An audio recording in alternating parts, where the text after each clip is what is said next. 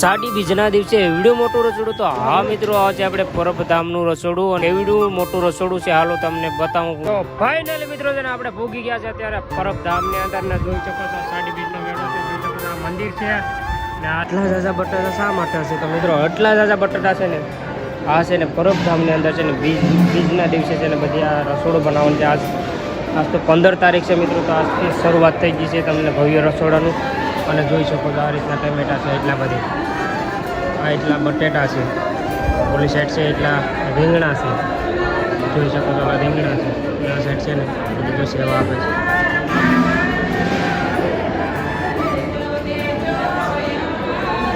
પરબધામની અંદર છે ને આ રીતનું આપણે જમવાનું છે. અને જો ભાઈને પૂછે કે ભાઈ કેટલા લોકો જમે છે ત્યારે લાખો લોકો જમે છે. બીજનેથી તો એમાં કોઈ કમી ના હોય, ટ્રેક્ટરથી બધી માલ હાર. તો ભાઈ છે ને અત્યારે લાખો લોકો જમી રહ્યા છે અને ટ્રેક્ટરથી તો ખાલી છે ને આ ભોજનનો માલ હારે છે અને કેવડા ને કેવડા ટોપુથી બનાવ્યું. ચાલો તમને આ બતાવવામાં. પરબધામની અંદર તમને ગાડીઓ બતાવી દો કેટલી પેઢી ને જો ખાલી. પરબધામની અંદર છે ને મેળો બીજની આગળ 2-3 દી આગળ શરૂ કરવામાં આવે છે અને જોઈ શકો છો ઘણી બધી પબ્લિક છે ને 15 તારીખ છે અને આજે આવી ગઈ છે. બાસ્કેટ નાખે છે